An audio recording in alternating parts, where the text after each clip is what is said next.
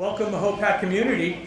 Welcome to our Tuesday, uncharacteristically, but it's a Tuesday, December 31st, regular meeting agenda.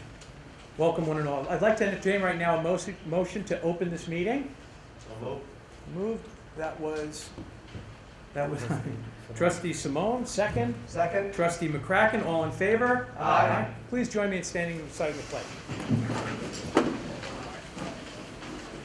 I pledge allegiance to the flag of the United States of America and to the republic for which it stands, one nation, under God, indivisible, with liberty and justice for all.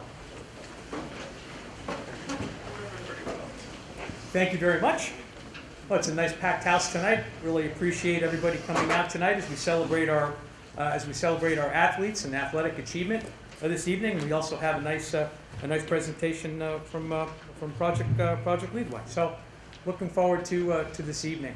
What I'd like to do right now is I'd like to introduce and turn it over to our Superintendent of Schools, Mr. Anthony DiCarlo, to take us through our exciting awards presentation for this evening. Anthony. Thank you very much, President Mongan, and thank you all for coming out and celebrating the great things that are happening in the Mahopac Central School District. It's nice to be able to finally have our students in front of us celebrating with the Board of Education, so thank you all very much for coming.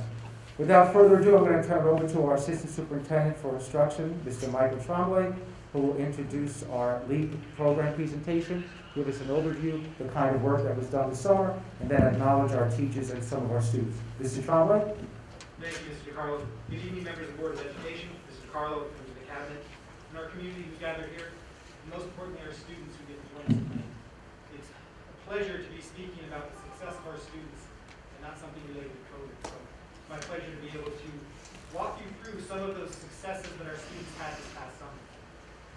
Among the core values of our district is that we hope our students become collaborative, lifelong, persistent problem solvers. This evening, we have a special opportunity to recognize some students who lived out those core values this past summer. Tonight, we celebrate the success of all students who participated in the LEAP Summer program, and I'll have my colleagues, Mr. Jay Zides, Ms. Trish Eustace, explain a little bit about what that is in a second here. But we celebrate all of our students who participate in that program, and especially tonight, we celebrate some students who participate in the 6th through 8th grade LEAP program, whose video that they created documenting their journey in completing a challenge that embodied the spirit of persistence in overcoming challenges. We also especially recognize students in the K-5 program who took it on themselves to participate in an optional virtual challenge and complete all of those challenges this summer.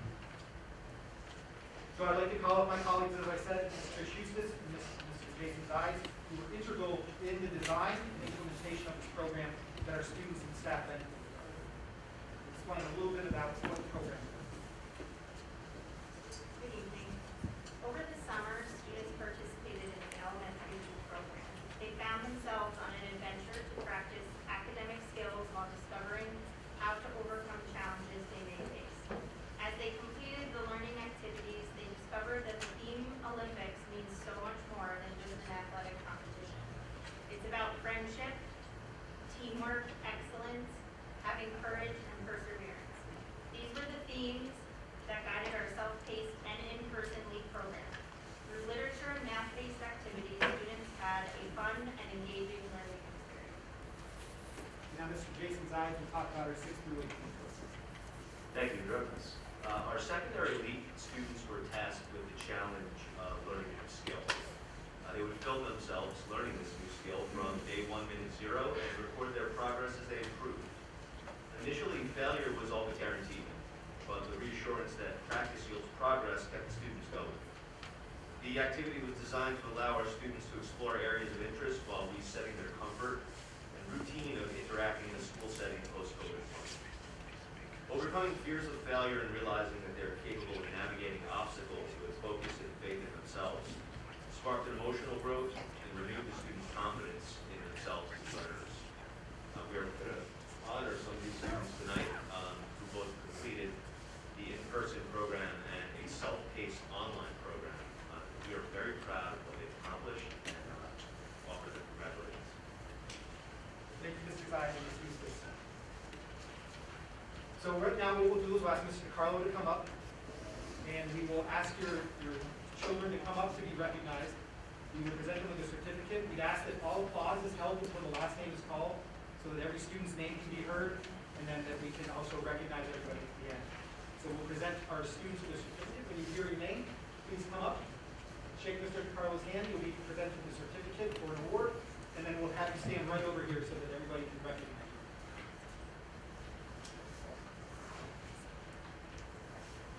Sophia Altobelli.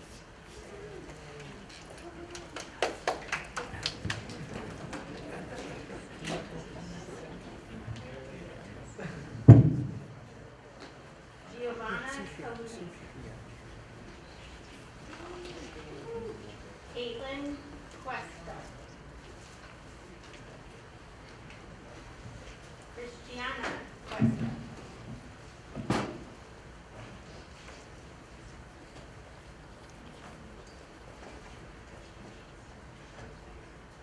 Kajana McLean. Mia McLean. Teresa Rosner. Catalina Alvarado.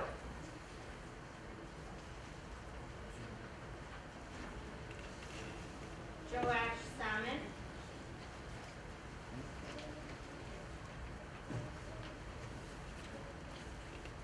Gabriela Munoz Flores.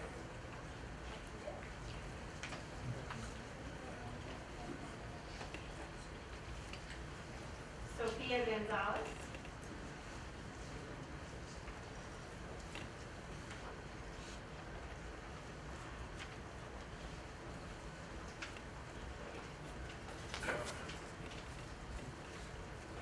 Luella Aronson.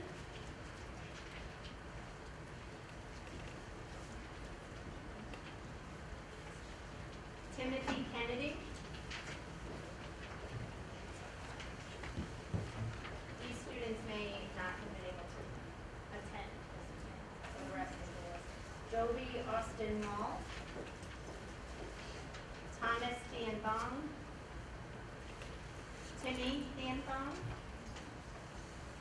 Titus Tianbong.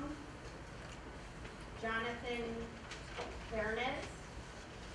Adriana Polanco Partnell, and Michaela Polanco Partnell.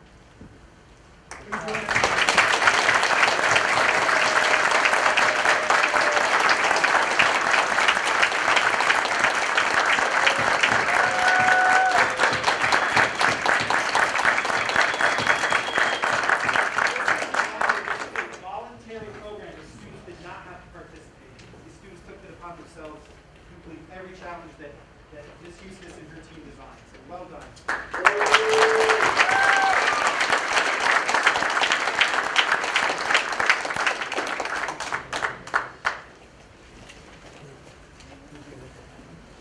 So at this time, Mr. Jay Zide will honor our secondary youth program for their excellence in video production and documenting their talents.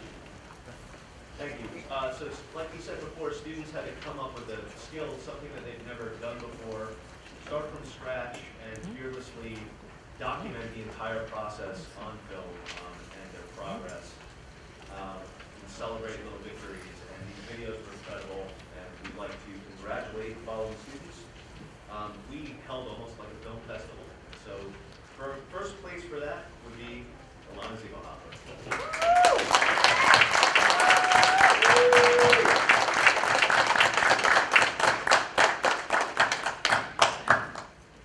Second place, Natalie Roster.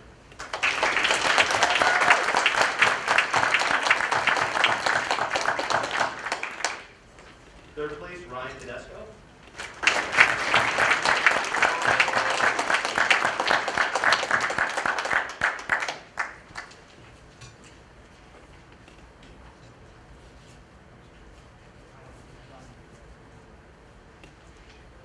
And third place, honorable mention, Andrew Pfeiffer.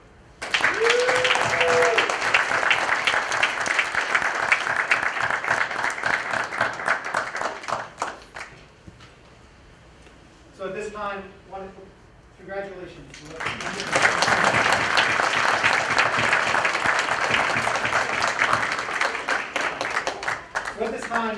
have to recognize two special people who brought this program to life. Programs such as this, and the feedback we received about the LEAP program across the board was positive, was extremely positive, from staff and families, from students themselves. And programs like these don't just fall off of trees, they don't just appear. You can't buy programs such as these. The work on this program started back in the winter of 2020, when the district realized that we needed to support our students who were impacted by the loss of in-person instructional time. We gathered numerous staff members together to help provide us input into what a program that truly met the needs of the students that they saw that they were lacking would provide. And our teachers were fantastic in coming up with not only the logistics, but the reasons behind what we need to do, finding the materials, and finding the curriculum that we need to do. However, the people who took the vision of those teachers and brought that to fruition to an actual program are standing here with me tonight. Mr. Jay sat down now, who are here with us tonight, and we want to take a moment to recognize them.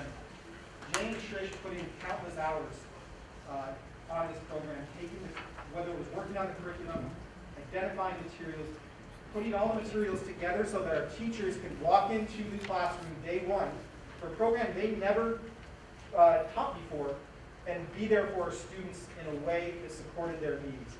Trish and Jay, if you went into their office space, they repurposed any materials we may have had into packaging, handcrafted materials and supplies that were ready for day one, so a teacher, without ever seeing the curriculum before, could deliver it to our students.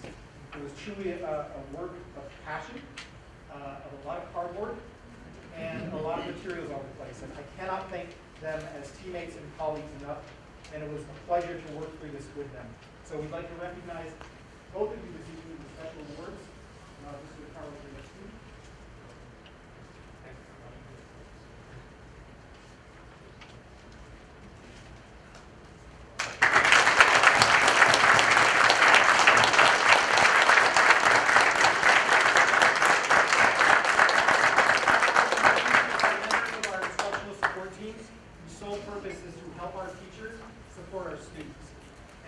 pleasure to get to work with them today.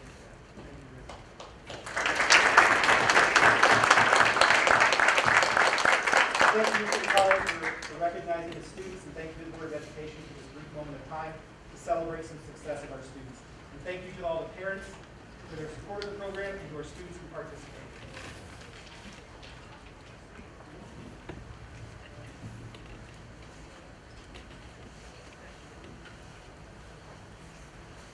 And Mr. Trombley, a special thank you to you for all your dedication and hard work, being the person behind the scenes that makes this happen.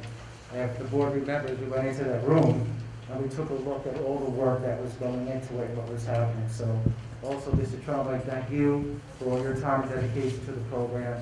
And this is what happens when you think outside the box. This is what happens when you're making and developing programs that are best for kids and allowing them to think critically and to really be passionate about learning. So a tribute to you, our teachers, and ultimately the students for participating. So thank you very, very much. And Mike, thank you.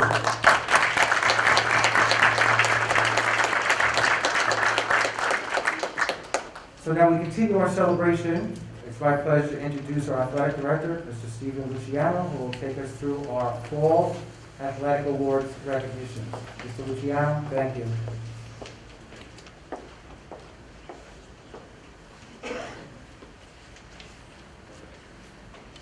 Good evening, everyone. Thank you very much for having me tonight.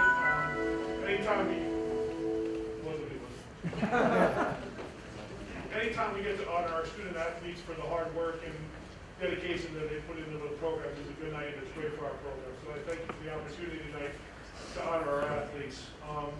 Most of the awards tonight are for what they've done on the field this year. I'd like to start by just saying every single one of our fall varsity teams made the New York State Scholar Athlete Team Award.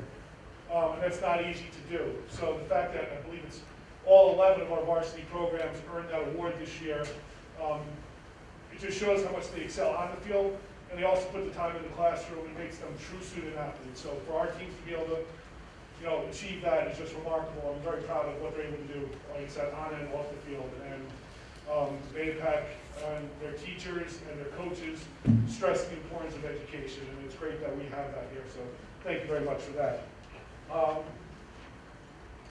going to start off real quick honoring our athletes who might not be in attendance tonight. If they did come, I want to make sure that they are honored. First, we have Lauren Bieberman, who is all-league and all-conference in volleyball. I believe she is here. Mia Caldarella, who was all-league in cheerleading. Isabella Chiotti, all-league and all-conference and all-section in cheerleading. Audrey Colucci was all-league in volleyball. Melanie DeMeo was all-league in cross-country. She had a game tonight. The girls varsity won by 30 and had a great game, so they might not be able to make it. So, but it was a great game for them tonight.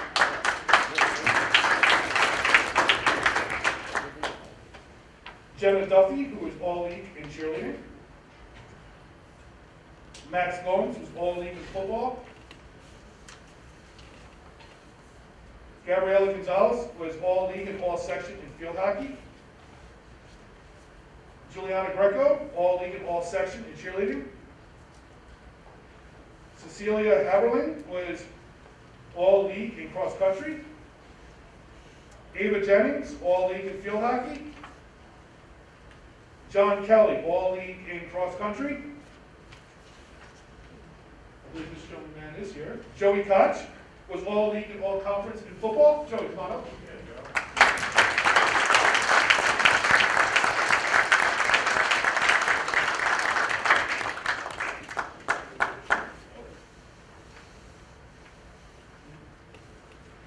Kira McDowell was all-league in cheerleading.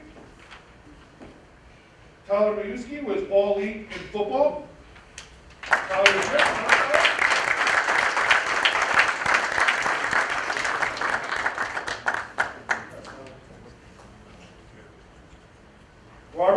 Robert Margiota was all-league in cross-country. Alexa Polusevic was all-league in cheerleading. Mateo Perillo was all-league in cross-country. Greg Perry, all-league in football.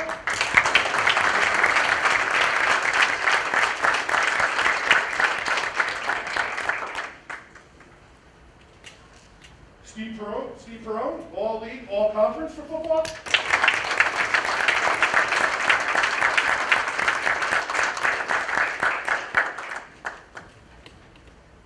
Avery Krasmilski was all-league in field hockey. Ryan Riley. Ryan was all-league for football. And Juliana Stefan was all-league in cross-country.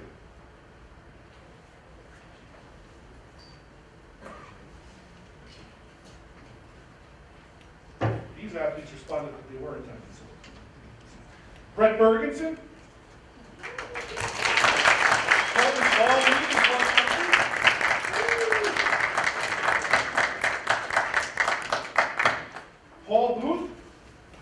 Paul Booth was all-league in soccer.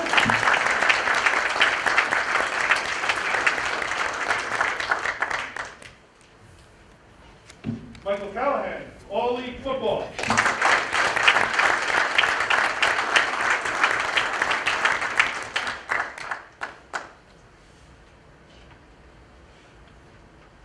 Marie Camastro was all-league in field hockey.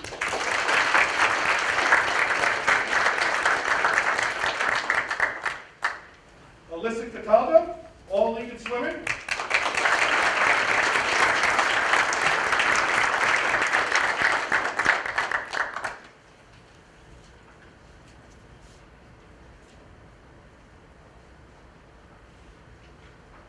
Maddie Nicola, who's all-league in all sections for women's hockey.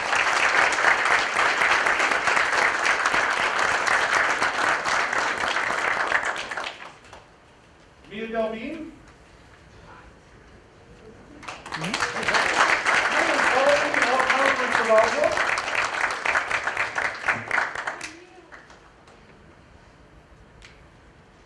Anthony DiMatteo, all-league in all sections.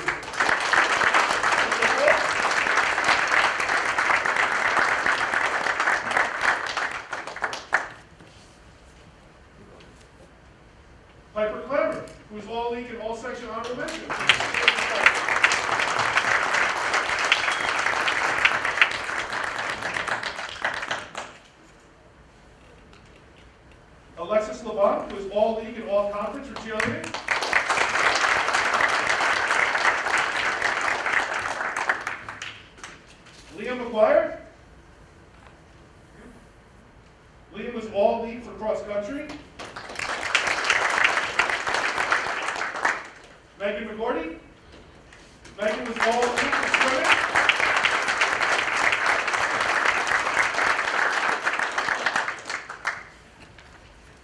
We've got another McGordy, Molly McGordy.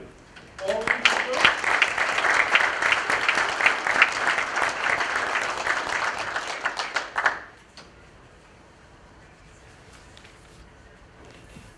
Patrick McMahon. Oh, Patrick. Patrick was all league for football. We have Adam Montalvo, all league, all section for football.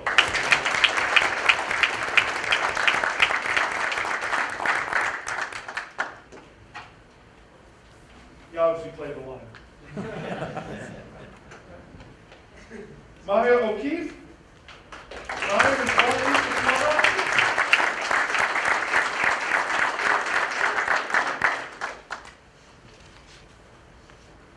Maddie Orsini.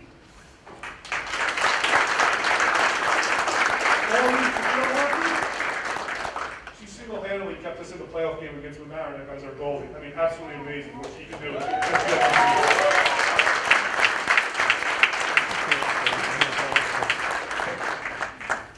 Emily Pontillo, cross country.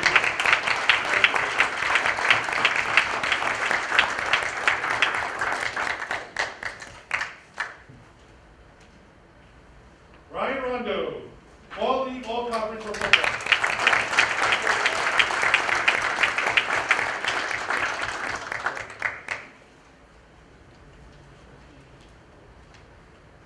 It's Stella here.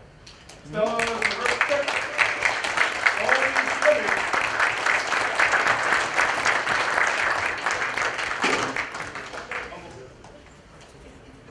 And Colin Waring, men's soccer, all league.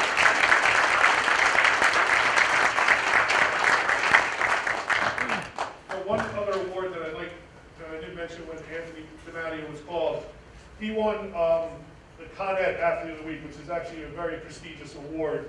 And it's not easy to get. And the funny thing about that award, from what I've been told, it's the first time in history, he is a third generation DiMatteo to win that award. His grandfather won it, his dad won it, and this year Anthony won it. So all three DiMatteos were Con Ed Athletes of the Week.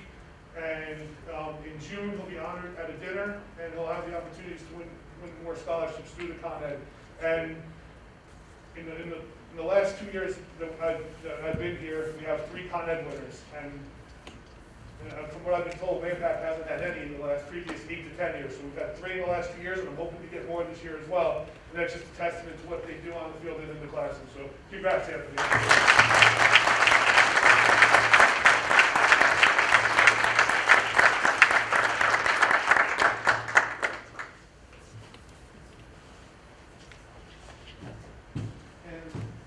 Last awards I would like to give out. Our volleyball team, I don't think they're allowed in here, they have practice tonight, but our volleyball team won their league title this year, which in a very difficult league with Arlington and John J. Fishkill, who are highly ranked in the section. So for them to go through their schedule and win their league is a testament to the hard work they put in, and it was a great accomplishment. So I'd like to congratulate our volleyball team on winning their league championship.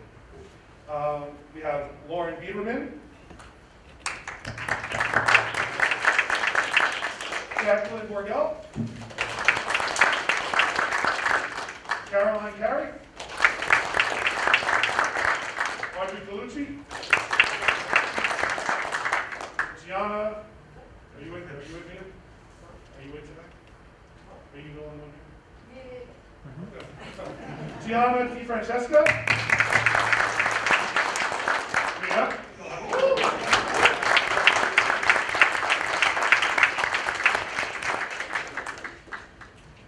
Agatha Cassimus, Caitlin Kelly, Natalie McCodge, Shannon McGuire, Emma Moretta, Nicole Panny,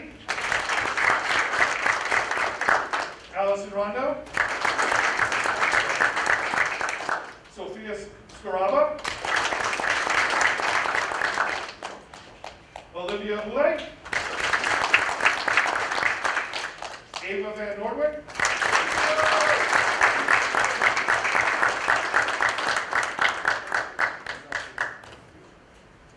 And Eliana Zivo.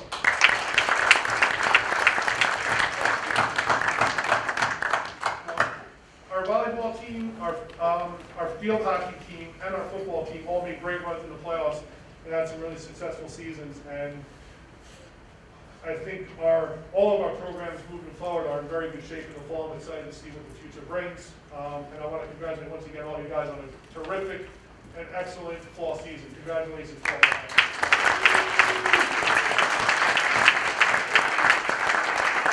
So, the last thing I want to say before I let you guys get down to your business, he's probably going to get a little caught off guard on this. Before I came to the meeting, I just found out that we have our Section 1 awards that we give out. Section 1 is the body that governs us for athletics. It's part of it's Westchester, Dutchess County, Rockland County, Putnam County, and we do an AD of the Year award and a few other awards. And one of the awards is a Distinguished Service Award. And I'd like to say that Mr. DiCarlo has been nominated and has won the Distinguished Section 1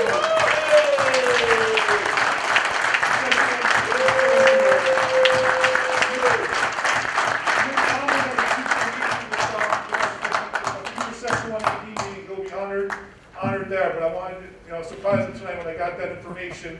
Mr. DiCarlo is one of the few superintendents you'll find that supports athletics the way he does. And, as an AD, I know he understands my job. He actually was an AD at one point in his career.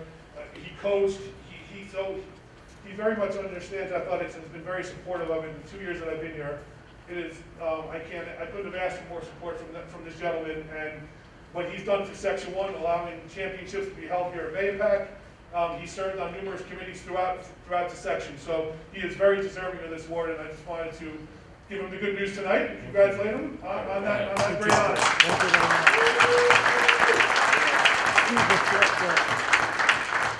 Thank you very much. And listen, it's not an award, it's not my award, it's this community's award, because this is a great place to have kids grow up and be a part of what goes on with athletics and extracurriculars and that. But I think what's really important before we bring Coach Emmanuel up to say a couple of words is these student athletes this year had to do something they never did before. Many of them played just in the spring, and their bodies did not get a lot of downtime to be able to rest them before you know when they're playing again. That's because they have a love and a passion for their game. Every single team was honored here tonight with All League. That's exceptional. Not every school has somebody that places All League in a sport, and that's a tribute to our student athletes, but to you parents out there, your dedication, your time, your energy, from the time they probably started at 5, went into tonight. And sometimes we really don't realize what that's all about. There's always parents behind these kids, and it's just a tribute to what we're talking about. And you mentioned about scholar athletes, and I'm glad you did that. Because one of the charges that we've all taken is about our student athletes, and to be able to get students who are getting Conrad Award winners. And I think you're going to see as our seniors are starting to get recognized and accepted to schools, we're going to actually show and tell the community, you're going to be looking at millions and millions of dollars in scholarship money that the senior class this year, as well as last year, and I think many more are going to get because of the quality of education that goes on. So the award isn't about Anthony DiCarlo. The award is about MAYAPAC and all of you that are in the audience here tonight and out there. I couldn't have done it without you, and thank you so much.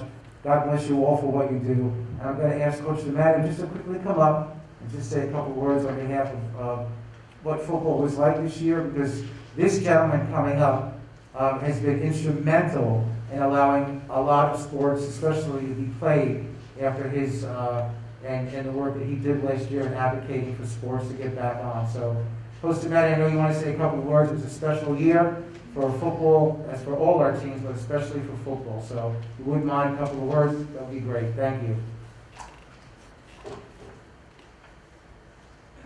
Yep, got the glasses on now. I would like to thank Superintendent of Schools, Mr. Anthony DiCarlo, our Mahopac Central School District Board of Education President, Mr. Mike Mongan, and all of the members of our Board of Education for inviting all of our student athletes to this meeting to be recognized for their accomplishments this past fall. With regards to team postseason honors, within our football program, we often speak about the relationship between team success and individual honors. It is simple. Team success determines individual honors. Whether it relates to the Section 1 Football Coaches Association, LOHUD, the New York State Sports Writers Association, or any other agency or group, individual honors will, and in my humble opinion, should reflect team success. With that being said, I'd like to briefly mention some of the team honors awarded to our Mahopac High School football team this past fall. We finished the regular season 5-2 and ranked number 2 in the Class A North League, Section 1, earning the first round home playoff game. We won our first playoff game in 11 years versus Clarkstown North 34-7. We finished the 2021 season ranked number 6 in the LOHUD Top 10 Overall Poll and number 3 in the LOHUD Class A poll, which includes all Westchester, Putnam, Rockland, and Dutchess public and private schools. Recently, we earned the 25th spot in the New York State Sports Writers Association poll for Class A. Finally, and most importantly, as Mr. Luciano mentioned, we, along with all the other sports teams this fall, earned the New York State Public High School Team Scholar Athlete Award, which I am most proud of. A brief comment about individual postseason honors, and I do believe this carries over to all the sports teams. The Section 1 Football Coaches Association and any coaching association determines a team's allotment for individual postseason honors by utilizing a formula of enrollment numbers and final team rankings. Again, team success determines these individual honors. Coaches select all league, all conference, and all section. As you heard Mr. Luciano mention before, all league are the teams in your geographic league. All conference is the class at large based on enrollment numbers. All section encompasses 4 counties: Westchester, Putnam, Dutchess, and Rockland. And then coaches nominate outstanding players, which are typically within league, and players of the year for the class or the entire section. And one note I'd like to make, at least with the Section 1 Football Coaches Association, the opposing coaches vote for the players of the year and the outstanding players. So I think that makes it a bit more prestigious when your opponents are the ones voting for these kids. So I'd just like to mention collectively we had a LOHUD Player of the Week winner, which was Joey Koch, Week 7. So if we could give him a round of applause, that would be great. As Mr. Luciano mentioned, we had a Con Edison Scholar Athlete of the Week in Week 8 with Anthony DiMatteo. We had 11 All-League, 3 All-Conference, 2 All-Section recipients, and the Class A North League Outstanding Offensive Back of the Year, which was Anthony DiMatteo, the Class A North League Outstanding Defensive Back of the Year, which was Ryan Rondo, and Anthony also received the Class A Co-Offensive Player of the Year. Again, these awards were recognized by the opposing coaches, which I think is great. And in closing, I'd just like to say I love it here. It was my honor to lead the charge with our advocacy movement to get these kids back on the playing field, keep them there. We want to keep them there moving forward. The fight's never done. But it's a special place with wonderful leadership. We cannot be more appreciative, and I hope everybody has a wonderful holiday. Take care.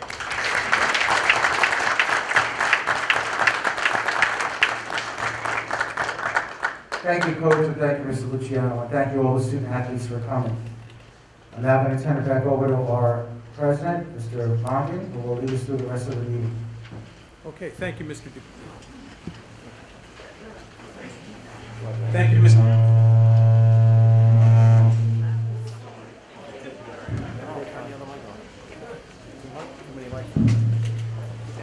Too many mics, obviously. Thank you again, one and all. Take 2 seconds. Wow. I'll do that. That's great. That was really good. Congratulations. Thank you. That's like, you know really. I go down in this profession. Yeah, right. And I said, wow, for that.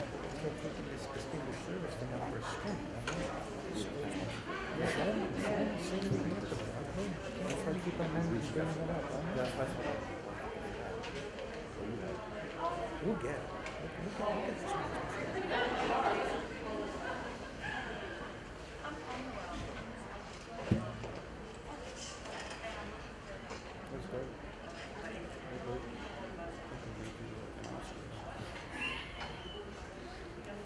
Okay, so we will continue. We'll continue with our meeting. We did not have any comments on our consent agenda items for this evening. What we do have is we do have some board business that we have to take care of, and we'll do that right now. Can I get, board members, can I get a motion to accept our treasurer's report for October 2021? Motion, please. Vice President Savino, second. Second. Trustee McDonough, all in favor? Aye. Can I have a motion, please, for, to accept our warrants for October 2021? Motion, please. So moved. It was Mike, and second?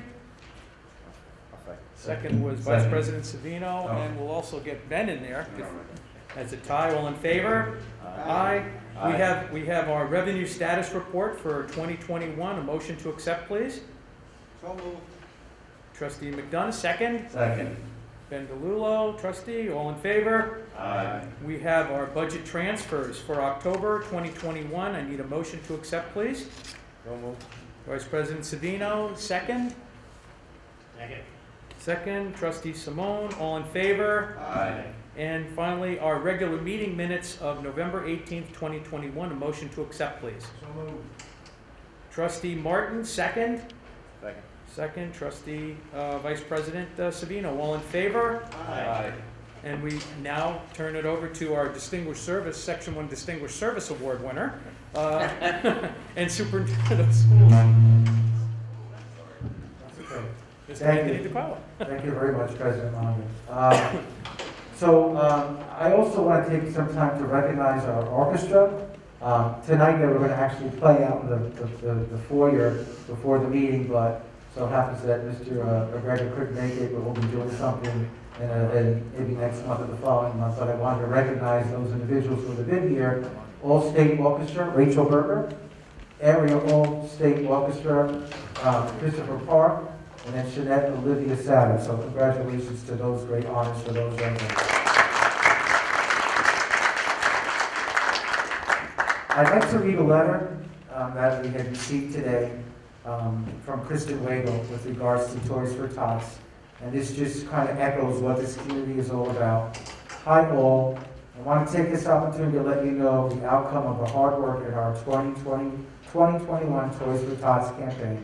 This year we collected just over 650 toys. Toys were first given directly to the students in the Mahopac Central School District. Any remaining toys were picked up by the Toys for Tots to be provided to local organizations for their holiday needs. I was told that St. John's Food Pantry was this year's beneficiary of the vast majority of the remainder of toys. We can all wake up on Christmas morning knowing that there are many children living amongst us who will have toys because of your generosity of both time and gifts. They say it takes a village, and it was 100% a community effort that pulled this together in this end. We started out as fairly slow trickle of toys, then fairly exploded after Thanksgiving thanks to all your efforts. Our school and district administrator approvals, custodians and students will pack up bags and bags. SROs, monitors will help direct pickups, teachers and school staff will encourage donations and donated. Everyone together made this happen. I would like to give a special shout out to the volunteers who organized the campaigns within each of the schools, who fielded a steady stream of emails for me in almost a quarter of the year. Carol Garcia, Merrilee Tompkins, Joanne Arcia, Jen Boris, Dan Ritchie, Melody LaRocca, and Melody Murray. Thanks also to Tom McMahon for organization and Dress Down Day to raise funds for the campaign, and to Crystal Holton and Val Trenny for organization of student needs. And the toys are still piling up in the schools instead of heading into Santa's sleigh, if not to help my father, Rich Wago, and family and friends, Kathy and Joe Hickey, who help pick up the toys from the schools. And to John Schneider, the Marine who runs the whole shebang in the area, the guy who gets no credit but deserves a ton. As I stated earlier, a village. I wanted to end with a comment I received from a recent post I made on Facebook about the campaign. Fellow Marine, when I was asked, we literally had no money. As a sibling with 4 other brothers and sisters, my parents looked to Toys for Tots for many years till they got back on their feet. I remember running outside to Santa on his fire truck each year. He'd hand me my gift. It was so magical for me as tears filled his eyes. I knew Santa had to be real. When finding out years later that it was Toys for Tots that helped give me those gifts each year, he knew he had joined the greatest fighting force on earth. He served for 2 tours and till this day continues to donate to the Toys for Tots. I speak on behalf of myself, my mom, when I say a million thanks for all you do, Mahopac community. God bless you all and have a Merry Christmas, Kristen Wago. So that's what this community is all about. I thought it was very poignant to share that letter from Kristen. And I know her mom is looking down on us and smiling and how proud she would have been for this collection this year. So thank you once again to the Mahopac community.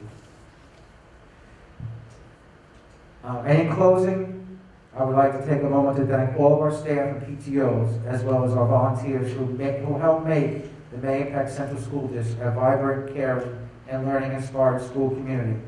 I also want to thank you, our parents, and the community for all your constant support and involvement in the education of our children here at the Mahopac Central School District. Now more than ever, our partnership is more important as we educate our students in a rapidly changing world. Your support and encouragement is deeply appreciated. As we enter the 2020 and 2022, we look forward to the continued growth of our students in and out of the classroom. I am truly grateful to our teachers and to the staff for the work that you provide in a safe and nurturing learning environment for all our students. To our teachers more than ever, and the ability to keep our schools open. I know it's not easy. I know as the new Omicron variant is spreading, you are taking your time to help pitch in, to cover classes, so that our schools can stay open. From the bottom of my heart, I thank you, teachers, staff, everybody in the Mahopac community for allowing our kids to stay in school each and every day. Your unwavering support as a community, staff, and educators provide our students and families. You are the key to our success in all we do here. On behalf of myself and the Board of Education, I wish all our families a Merry Christmas, Happy New Year, Happy Kwanzaa. We wish you Godspeed, peace, health, and happiness in a new year. Thank you all very much. Have a great holiday season. Back to you, President Ron. Thank.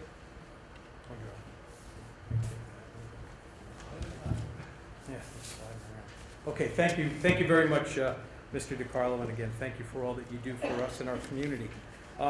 Again, to finish up with some more housekeeping, we have very active committees, so we have a few committee reports for you this evening. We have an HR committee report, a finance committee, and our ad hoc committee, our new committee for this year. So I'll start off with the HR committee. The HR committee met on December 9th. The fruits of the labor of that meeting are on tonight's consent agenda, and it's actually very exciting. What I'd like to do right now is I'd like to thank our Assistant Superintendent, Deborah Legato, our Superintendent of Schools, who are on the committee. Also our other committee members are Mike Simone, Dave Fafaro, Adam Savino, and myself. And again, so that was on 12/9. And again, thank you so much for everybody that makes that committee work so well. Thank you. Turn it right over to Trustee Musafra is not in attendance tonight. She is taking care of some personal issues and regrets not being able to be here this evening. So Adam Savino will fill in and give the finance report for tonight. Adam? Good evening, everyone. The Finance Committee met on December 6th. Myself, Trustee DeLullo, Trustee Musafa, and Trustee McDonough, as well as Assistant Superintendent for Business, Senator Cohesi, and our District Treasurer. We discussed the appropriation status report from October this year. We had some discussions regarding the stimulus funds, which are up at the state education department for their approvals, which is still in progress. We discussed the COVID expenses At this time, it looks like most will be reimbursed through the stimulus money. That's also a work in progress. We discussed the budget calendar, and we had some preliminary discussions regarding the upcoming tax cap for next year's budget. And that is all. Thank you. Thank you very much. Thank you, Adam. And we'll go over to our ad hoc committee for advocacy. Ben DeLulo. Ben? So the Education Reform Advocacy Ad hoc Committee met on December 9th. We met from about 7 to about 9:15. We had 6 community members attend, as well as myself, Trustee Tanner Kraken, Mike Mongan. Mike Simone is also on this committee. The bulk of the meeting was spent discussing the issues that we had brought up in the prior meeting. And I'm very proud to say that we've come up with a statement that will be actually approved tonight. So I'm going to take the time here to read it. It's kind of lengthy, but I'm going to try to go through it as clearly and quickly as possible. So here we go. Advocacy Committee statement: our schools, our voice, our choice. The Mahopac Central School District believes in local control for our school districts.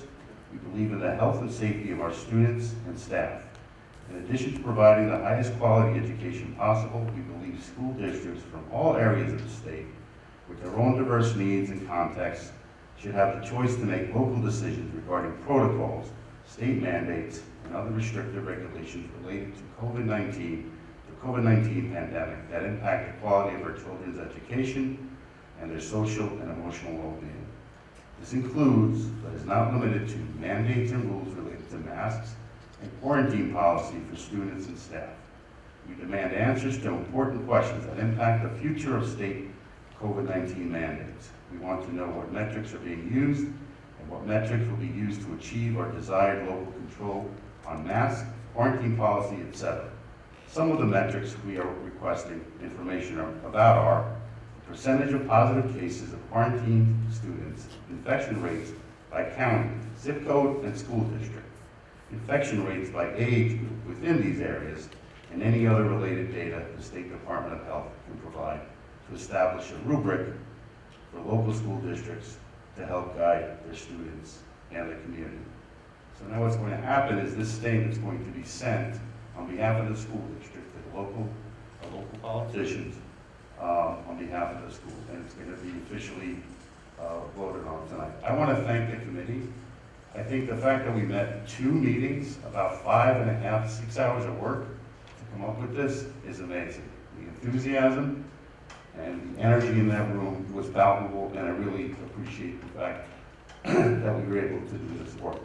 So that's my report, President Martin.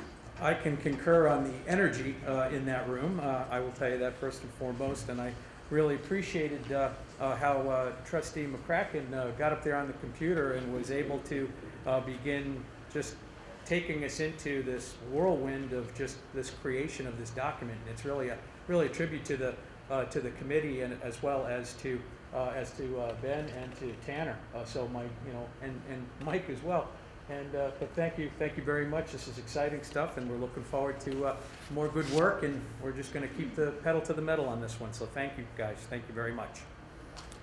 What I'd like to do right now is we have a donation from the Rochester Institute of Technology. Vice President Sabino, would you mind reading the donation, please? Be resolved on the recommendation of the Superintendent of Schools, the Board of Education hereby accepts a mini grant from the Rochester Institute of Technology to be allocated to enhance support to Project Lead the Way program in the amount of $840. Okay, can I get a motion to accept? Vice President Sabino, second, please. Second, Ben DeLulo. Oh, gosh. All in favor? Aye. Okay, thank you very much. Earlier in the meeting, I misspoke. I had my head fixed on Project Lead the Way and forgot to point out that we were really going into Mike Trombley's LEAD program. So I apologize for the confusion there. So it's LEAD. There's just a lot of leading going on, and we certainly can't be more excited as a school board. So thank you for everyone. So what I'd like to do right now is I'd like to, can I get a motion, please, to accept tonight's consent agenda? Can I get a motion, please? So moved. Trustee McDonough, can I get a second? Second. Oh, who's down there? Was that Michael Martin? Trustee Martin. Okay, all in favor? Aye. Okay, open it up right now to our exciting area of resident comments. What I'd like to do as we start our resident comment, before we start, in fact, is what I'd like to do is I'd like to read, we had a question at last month's board meeting about library books. So this would be the, so I'd like to read this statement so everybody just knows exactly what goes into this. The following procedures shall apply to the handling of complaints concerning any textbook, library book, or materials, and any other instructional material used in district schools. District's response to any complaints about curricula, instructional materials are governed by policies number 8330 and 8320. Point. Complaints should be brought to the building principal. The principal may hold an informal meeting with the person making the complaint and appropriate staff. Point. In the complaint, if the complaint is not resolved informally, the complainant may file a formal complaint with the superintendent, who will present the complaint to the Board of Education. Point. The Board of Education may request that the superintendent convene a committee to reevaluate the materials. Point. The committee will review the complaint and the challenged materials and issue a report to the superintendent containing the committee's recommendations. Point. The Board of Education will make a final determination based on the report of the committee and the recommendation of the superintendent. Point. The superintendent will communicate the board's decision to the complainant. Our policies are available via our web-based policy manual. Questions about the policy manual can be sent to our district clerk's office, Melody LaRocca. So I just wanted to get that out and get out in front of that. And then what I'd like to do right now is invite our first resident comment, Melody. Maggie Trainer. Maggie Trainer, come on down. I get frequent fire miles for hanging around this place. Good evening. I'm going to hold this because it just makes me feel a little more comfortable. Thanks tonight for recognizing the athletes. 2 of them were mine. I really appreciate it. Thought it was pretty cool that one of them was only a 7th grader, so that's pretty neat. Congratulations to the football team and field hockey and volleyball and all the other sports besides swimming. So anyhow, and the ad hoc stuff, I'm a member of the ad hoc committee and really proud of it and hope to push through our agenda. There's a lot of mentioning about quarantining in that agenda. I'm definitely the advocate behind that. This is just so important. The president said today, test to stay, let the kids stay in school. There's been studies going on all over the country about this. And my big argument has been, no one's testing the metric of how many people are testing positive that are in quarantine. Healthy kids missing education days. I said, which I repeated, data that was collected for me, last school year alone, there was over 1,800 cases of quarantine. LA County in California, the month of October, did an experiment. They tested all the students that were put in quarantine.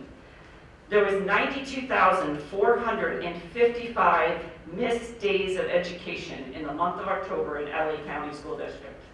That's insane. Do you know that less than 2.2% of those students ended up testing positive while under quarantine? Now, that's nuts. We heard what the president said today on the news. We can't wait for this ad hoc committee, and I agree, we have to push this through. January, they're going to come back from Christmas. We know the numbers are going to spike. I have a lot of friends, I'm in the medical field, mental health, but I have a lot of friends, pediatric practices are busting with cases. We know the numbers are going to spike. I do not want my kids, now, in full disclosure, my kids are vaccinated. I don't want them being quarantined. That's why I went through and got them vaccinated. I'm fighting for the people that aren't. And with all the breakthrough cases, what the heck is the difference? So why should my Molly, who's vaccinated, get to stay home if she was contact traced and they asked me if she's, been vaccinated? Okay, she's fine. But her good friend and swim teammate, Dylan Esposito, parents got a call this morning, come pick him up from school. He's not vaccinated, so he got nailed for contact tracing. So now he can't go to school the rest of this week. Besides that, the AD, who's been harassed by me quite a bit, went through the effort of getting him to swim, represent Mahopac on his own with Lakeland School District, missed his first varsity swim meet tonight. He's not sick, he's home, sitting home. Can't swim for Mahopac tonight.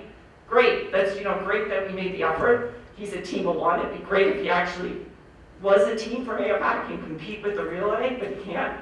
But besides that, the kid's not sick, he's home. Why can't he test and stay in school? We have to move ASAP to the test to stay program.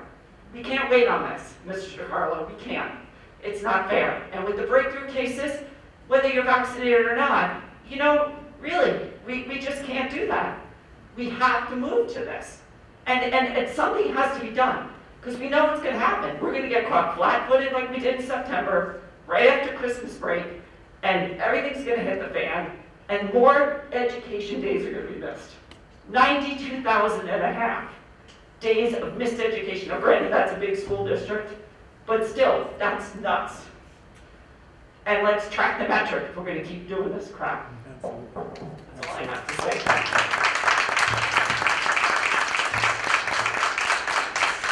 So Mrs. Sanger, we actually, myself, Dr. Stolo, we've had a conversation this week with the county, because originally the county was against test to stay.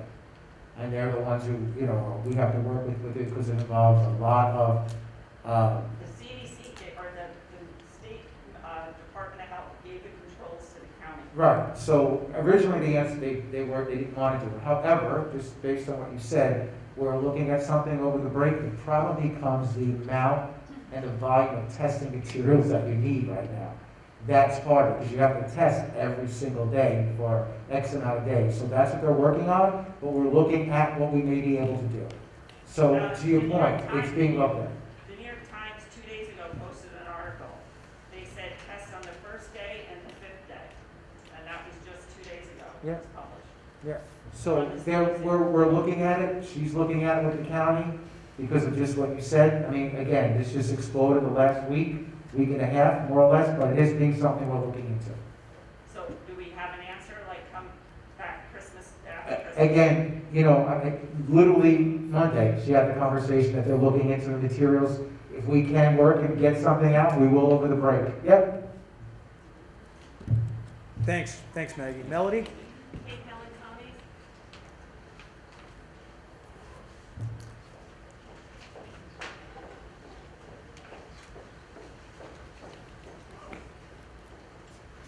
Hi, Kate, welcome. Sorry, just give me a second to set up here. Am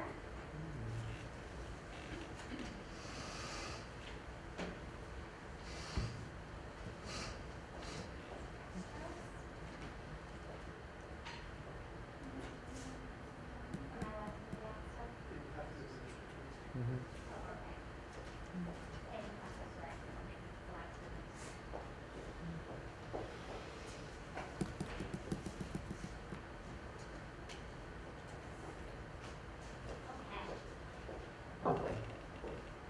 My name is Kate Bellantoni, and a few weeks ago you will recall that I came to the meeting and spoke of my curiosity about the grading process of library books. Mr. Trumbley was very helpful and transparent in explaining that at the elementary level, the principal vets the books, and at the middle and high school level, the district employs a library media specialist. He also provided a list of each school's online card catalog. Amongst looking through the catalog, there were a handful that stood out within a few simple minute search. I went ahead and printed a list of these books along with some past years for your review. They are either pornographic, anti-police, or inappropriate in nature. And before I go on, I want to make it clear, I am not a prude. nor do I care what one would like to identify as, or who anyone wants to date. I am not a racist, and I don't care what your political affiliation is. When I posted on social media that I was coming here to discuss this, I received a lot of backlash from keyboard warriors calling me awful things and implying that I was on a book banning train. I am not. There are many great books in the library that discuss sensitive topics. Then there are books that bring these topics to an inappropriate level for a child to read. These are the ones that I am referencing tonight. A book titled Beyond Magenta is currently in the high school. In one chapter, a young boy, who now identifies as a female, is figuring out their sexual identity. All good. But then they speak about giving oral sex at the age of 6 and how it is just a normal thing to do. I have an almost 6-year-old. In no way is this appropriate. In no way do I want a potential high school babysitter for my child reading this and thinking this is normal for self-explanatory reasons. I would hope you would all agree. I do believe there should be books in the library about exploring one's gender, but I do not believe this book is good fit. I am also not going to stand up here and pretend I'm some type of bookworm that has read every single book on this list. I am not. Some of these books were passed along to me by other concerned parents who couldn't be here tonight. I did read a handful, though, in the very short time frame I was working with, since you all suggested I dive into this myself. However, I have a full-time job, and I am a mother to 3 young kids. I appreciate you having me touch base with Mr. Tremblay, who again was very helpful, thank you. But this is not my job, it is yours. So I am asking the following 3 things. 1, pull the list of books that I am providing to you from the library shelves. I am not demanding they be banned. I am asking that your library media specialists review them again and see if perhaps other books on the topic would be a better fit for our school library. I understand this may take time, but I ask to be informed on what the end result is.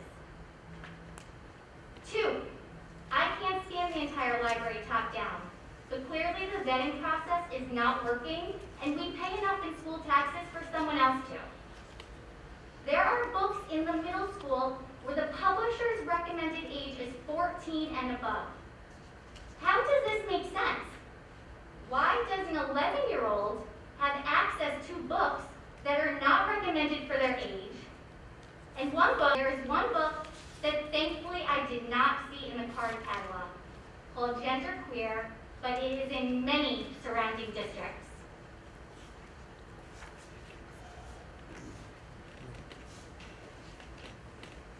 Kate, just real quick, with regards to, we're seeing the subject matter over there, but please don't use profanity because this is on television. So just, Okay. if you wouldn't mind, thank you. Okay.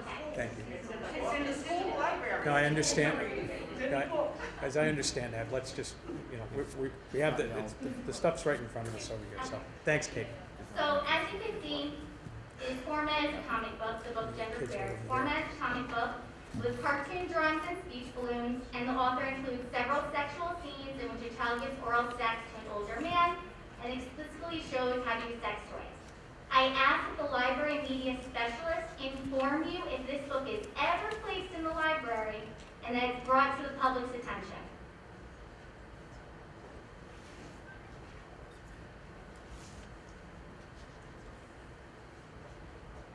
I have become very passionate about this. I am not here in an attacking manner, but as someone who started off just being curious how the books get in our library, and now I'm genuinely concerned. Our schools are meant to enrich our children's lives and teach valuable lessons, not introduce them to graphic, sexual behaviors or violence and make them fear law enforcement. In my research, I came across one scholar who put it perfectly. They stated that by using just the smallest amount of common sense, we can presume that if a book cannot be read aloud in class, could not be viewable if it was a movie, and couldn't be played on the stereo if it was a CD, then why is it okay for it to be offered to children in book form in school of all places? Further, an attorney went on to state that if the incidents in some current books were a movie provided at school, there'd be a very clear-cut case for prosecution of child pornography.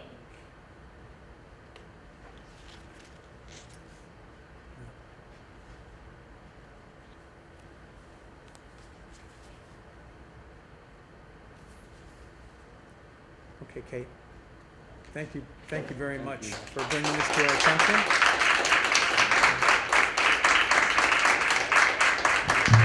Thank you, Kate, for bringing this to our attention. Melanie? Diana?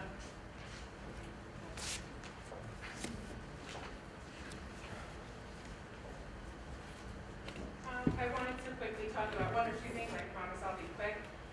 The first thing I wanted to talk about, there are some really scary bills that are looking to be passed in New York State as it relates to vaccines and parental consent that will directly affect our schools, not limited to forced COVID-19 shots to attend school, forcing vaccine records into a state database, forced COVID shots for college, forced flu shots to attend school and daycare, eliminating religious exemptions, eliminating parents' consent to shop when your child reaches 14, eliminates parent consent to STD shots for children of any age.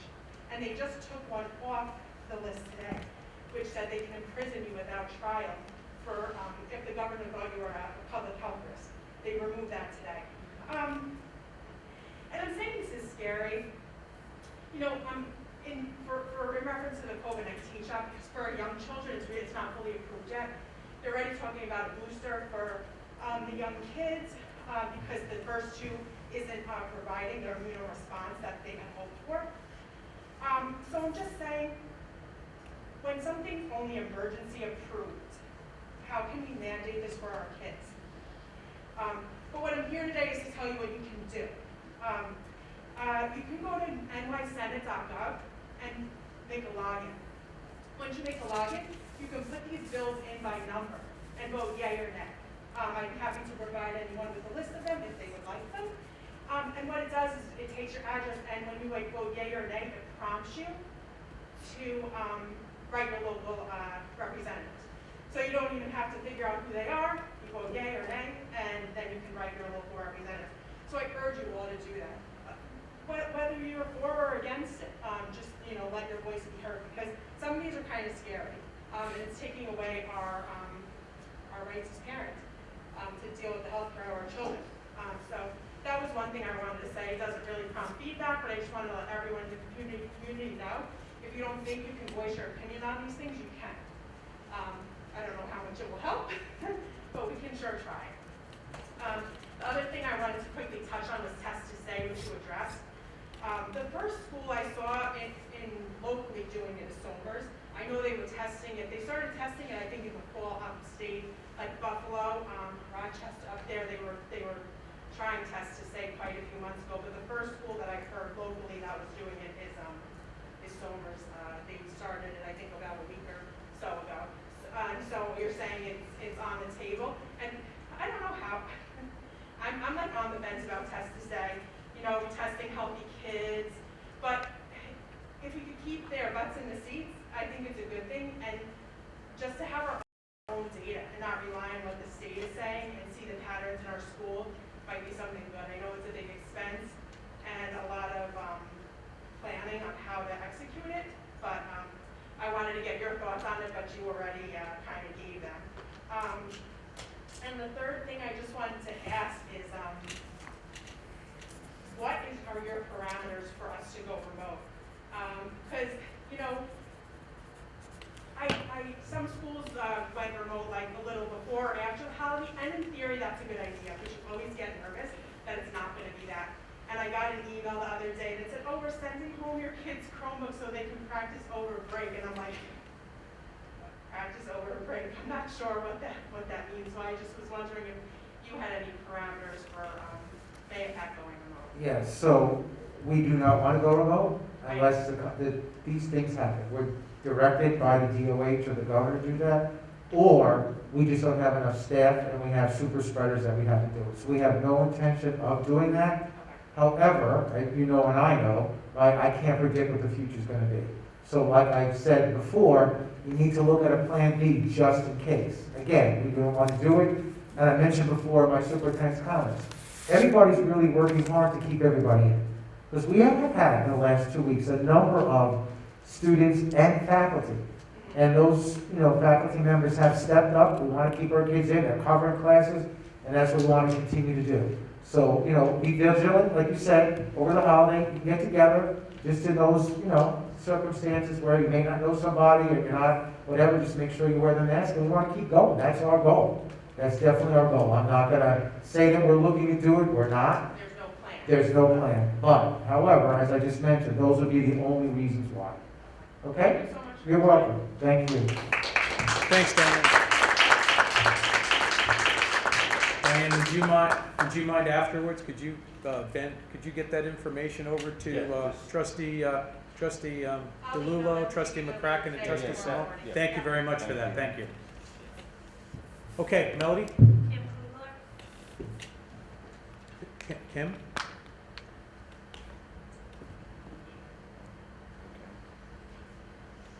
Dawn Kelly, Dawn? Come on up, Dawn. Welcome.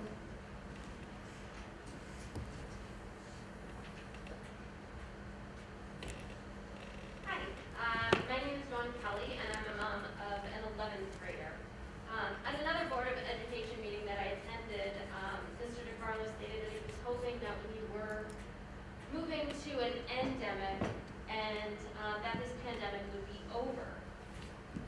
I don't want to speak for everyone, but I would venture to guess that the majority of those in attendance, as well as those listening, would like to see that as well. I wanted to speak today to encourage the board that you have the opportunity to play a major role in this endemic. You can be the leaders that the students and the parents need to pull out of this. When we receive the superintendent's update each week on COVID numbers, that information can be taken in different ways depending on the person who is reading it. On 12/3, it stated that there were 36 positive cases. On 12/10, it was stated that statewide numbers are increasing. And then on 12/17, it was stated that the number of COVID infections in our schools continues to increase and 48 students tested positive. Now, if I'm thinking that 36 sounds like a lot, then 48 has me panicking. And all I'm hearing is it's increasing, and it's increasing. But are we taking these numbers into perspective? Of those 36, how many were hospitalized? And were there any deaths?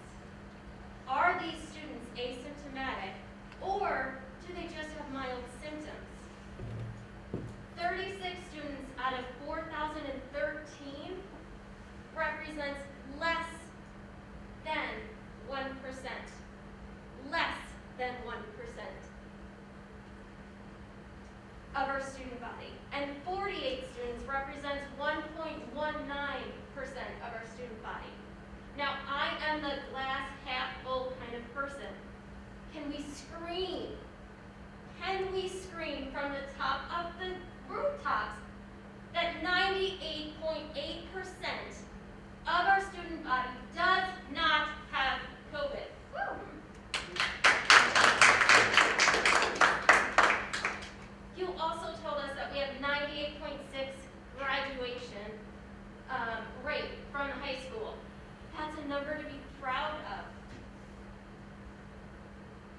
You chose to write it in that way because it's more positive rather than focusing on those that do not graduate, right?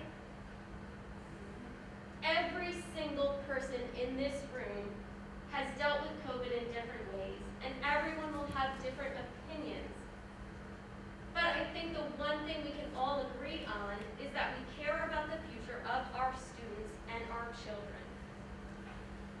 These children need leaders. These children need a Board of Education that will stand up and fight for them. Now is the time. She was just telling you about bills that are going to be passing. Now is the time, or not passing, but being voted on. Now is the time to show them the positive perspective during a very negative time. You have the power to do so much to help the students as well as us parents. Parents need your help too with fighting this.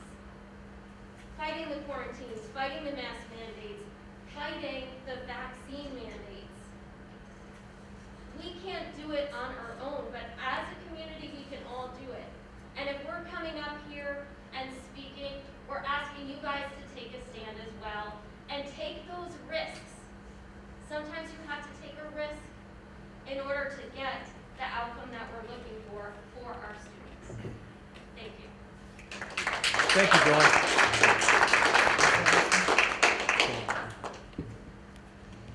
Thank you very much for those comments, and if you recall, and you're spot on, 5 months ago, I talked about the metrics. 5 months ago. Today, right, we're getting releases from others to say, no, we need it. I've been on the phone over and over again with Senator Harkin, explaining that very point. But I was one voice. A lot of other people didn't want to step up. It was me that I said it. Now everybody's coming around because of what you just said. But in this very room, I talked about matrix. So believe me, I clearly understand what you're saying. I do, okay? But at the end of the day, you're right. But here's the issue, everybody. And I'm probably going to touch the third rail, and that's fine. Nothing matters. I can tell you, as an elected official, that's what I'm going to do. But then how many people really check to see how they voted? How many people truly check to see how they voted? Because ultimately, you have to vote for that individual come November of next year, or in a primary beforehand. That's the other piece. It's nice to say I'm going to do something, but then do we really check to see what they did? And that's just something that's just widespread, right? I'm being honest. I give you a soundbite, but do we then, to your point, I think you're spot on, take it to the next level and check to see how really did you vote? Because that's work, right? You've got to really go check to see how somebody voted. But to your point, I can let you know, I have had conversations over and over again. I hate it just as much as you do.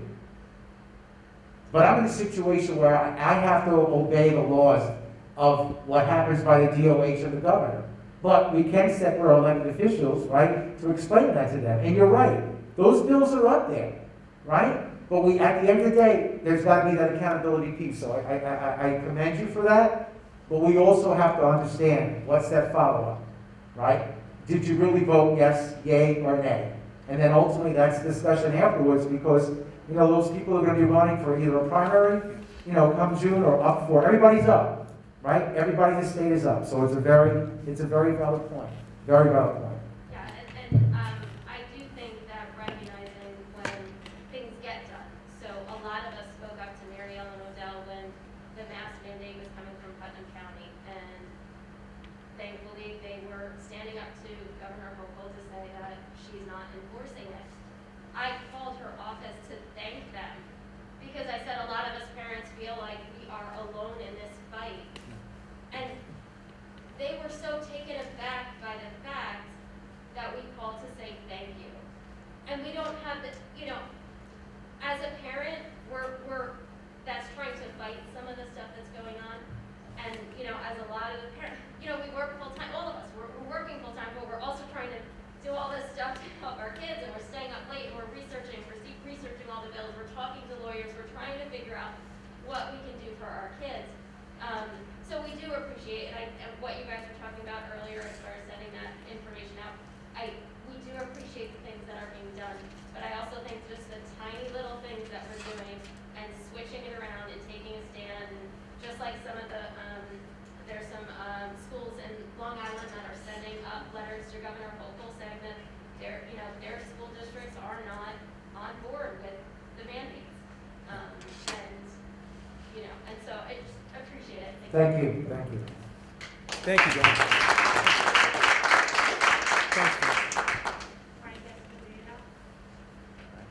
Frank. There you go. Come on up.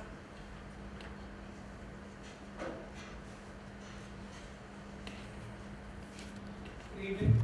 Evening, My Frank. name is Frank Esposito. Maggie mentioned my son before, that's Dylan Esposito.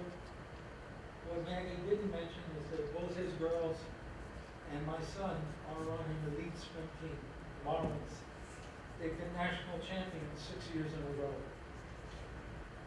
My son and Maggie's girls wanted to represent the high school and the community. And it was due to Maggie, my wife, and Mr. Luciano getting together that you now have a winning swim team. My son had to go through a process, and he finished it by going to 2 workouts every day, one for the high school team and one for the Marlins. He was supposed to represent the high school tonight in his first varsity swim, but having to take him out of school today because he was contact traced, he's sitting at home now. I was amazed when they told me that on the 21st they were asking him to go home, and the contact tracing was on the 16th. If he was so dangerous, why did it take so long to react to it?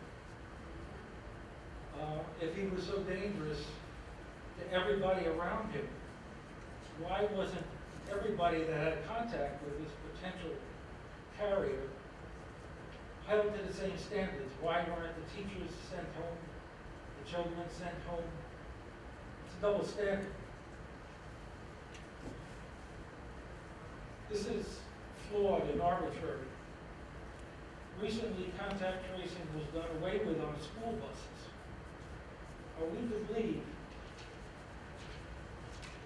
that the close quarters and iffy ventilation on a school bus is somehow a less likely venue for the spreading of infection? Is it less likely that a school isn't safer than a school bus when you apply the same standards?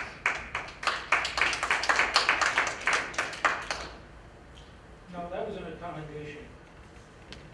You have only to go online to see the disadvantages of remote learning. These are from experts of the 10 that they put out. I picked the 6 that were constantly repeated. Staying motivated, lack of contact with teachers, no peer interaction, not being connected at all times, no immediate feedback, and difficulty completing assignments and testing. I saw for myself how remote learning adversely affected my son. He became frustrated and depressed by the lack of structure. Children, as you know, need structure.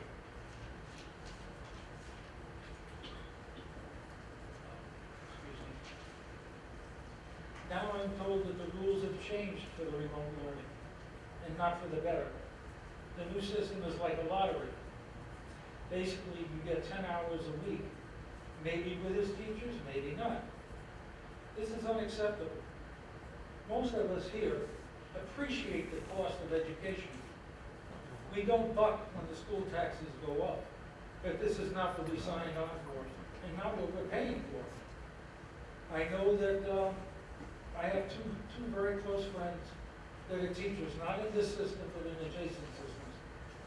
And they were totally frustrated by this remote learning. They weren't being allowed to have contact with the children that they know and love. It was really a bad decision. As Maggie said, the CDC, the White House, and state of New York have all come out in favor of test and stay. You'd really be doing a great service to us to accelerate the acceptance of this. We know that your hearts are in the right place, especially you, Mr. DiCarlo, who I know personally. We really would like you to step on it. Thank you very much.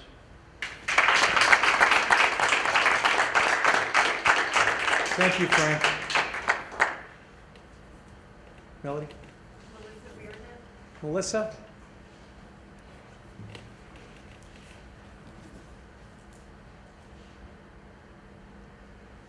Good evening.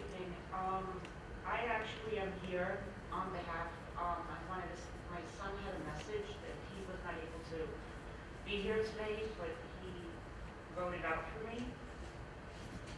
So I'd like to actually read that, and I'm speaking on just saying his piece. So, my son is part of this, community here, and he, has a sister that is in the Maypac High School. So he wanted to have his voice heard through me. And he states, first and foremost, I am an American. I'm also part of what society has outcasted me to be by labeling me as part of the LGBT community. All I ever wanted in my high school years was to be recognized by society as being, hold on. In my high school years was to be recognized as being part of everyday society and not to be segregated from it. With that being said, I feel that an anti-bully program should be reinstated for all children. I do not want any member of the LGBT community to be segregated, but to be part of the community. And it starts by inclusion and not segregation.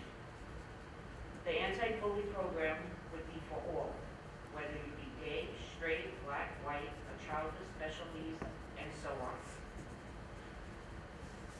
He also, going back to what Kate brought up, he wrote that as for the books that are in the school library, they do not represent what the LGBT community wants. They are borderline pornography with explicit sexual language and content. Children of school age should not have access to this material. These books are taking away the innocence of children. He says, as part of a member of society, that he's awake, but not woke.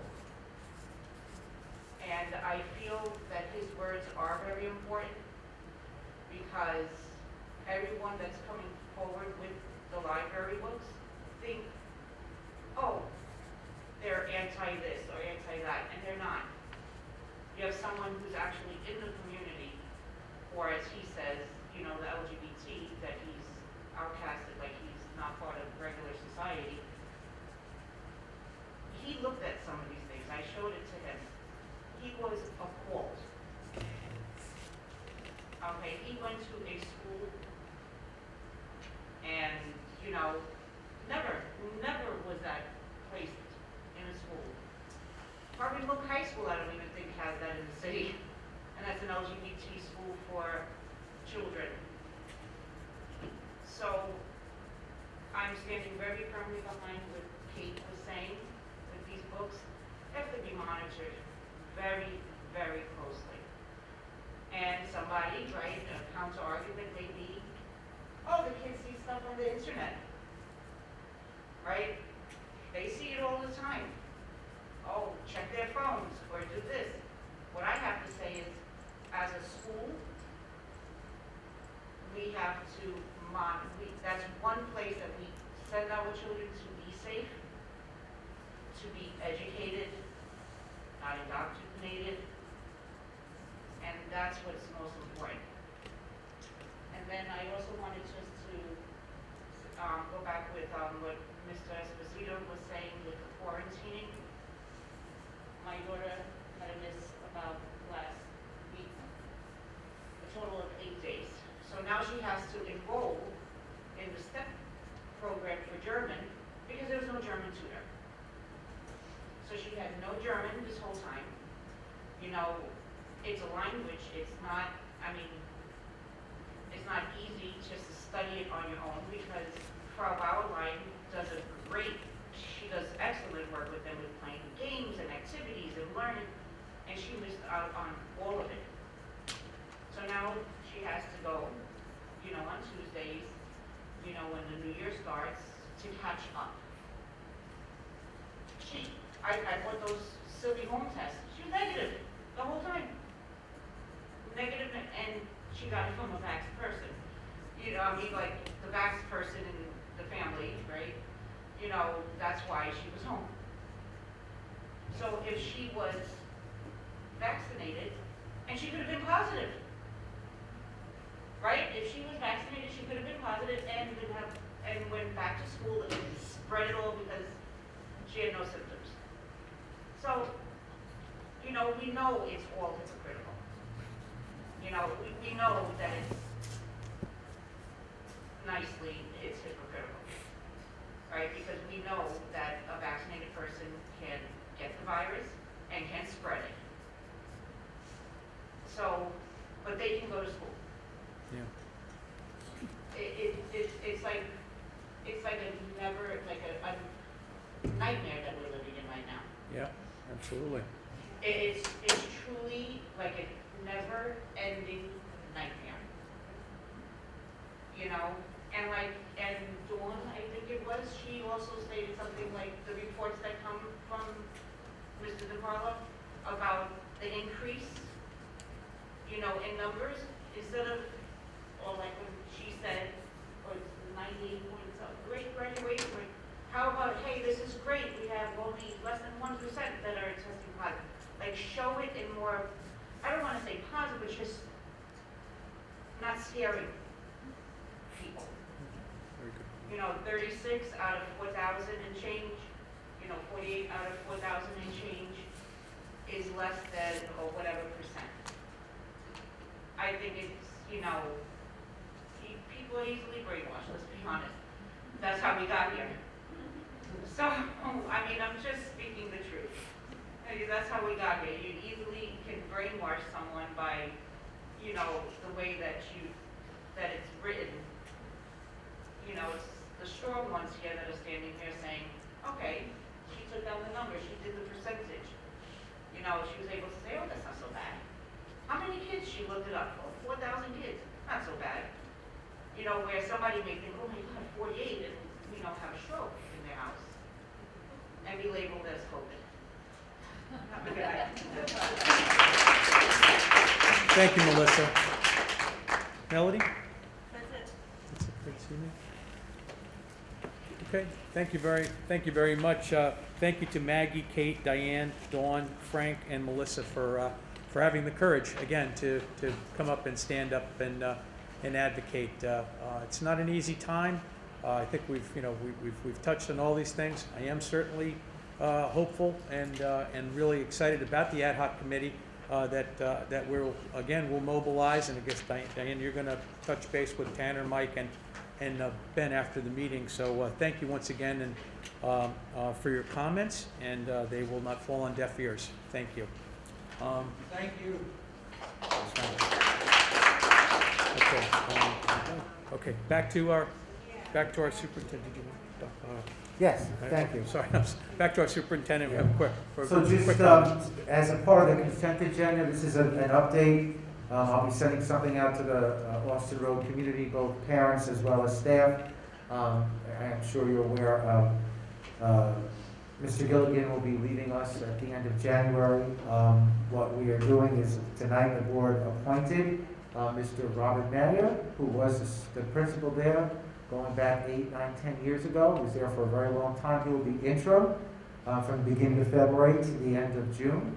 Our assistant superintendent for HR, Ms. Legato, towards the end of January and February, we'll be starting the process looking for the replacement of Mr. Gilligan. There'll be committees set up with parents as well as staff to really make sure that we vet those candidates. I'm sure we're going to get some internal candidates that may be interested, as well as possibly external. And so we will be doing that work over the end of the winter, beginning of the spring, and have an appointment to the board to have somebody start July 1st of next year. So Mr. Robert Mayer will be stepping in beginning of February and following through June.